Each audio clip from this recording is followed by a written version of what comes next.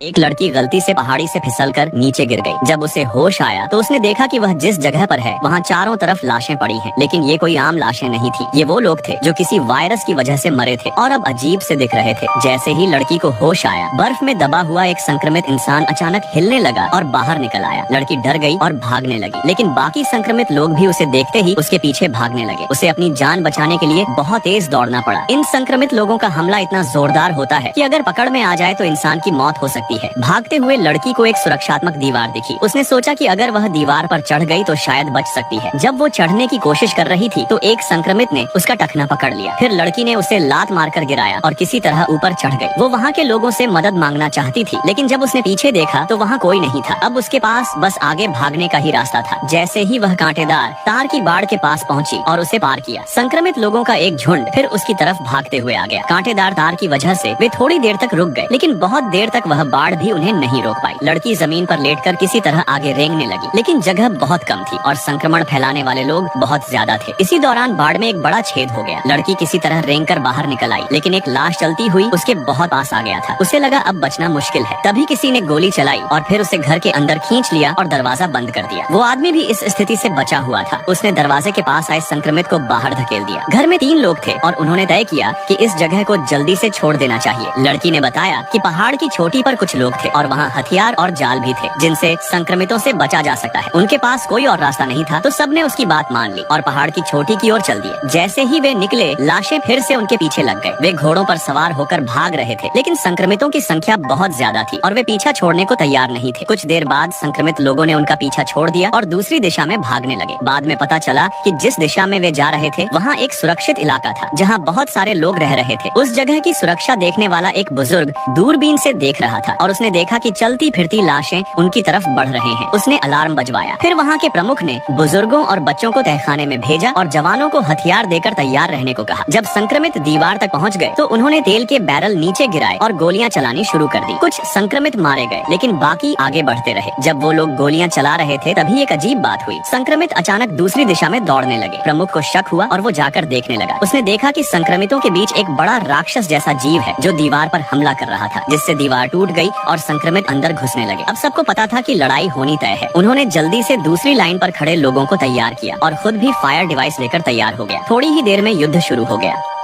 रहे। जब वो लोग गोलियां चला रहे थे तभी एक अजीब बात हुई। संक्रमित अचानक दूसरी दिशा में दौड़ने लगे। प्रमुख को शक हुआ और वो जाकर देखने लगा। उसने देखा कि संक्रमितों के बीच एक बड़ा राक्षस जैसा जीव है जो दीवार पर हमला कर रहा था, जिससे दीवार टूट गई और संक्रमित अंदर घुसने लगे। अब सबको पता था कि लड़ाई होनी तय है। उन्होंने जल्दी से दूसरी लाइन पर खड़े लोगों को तैयार किया और खुद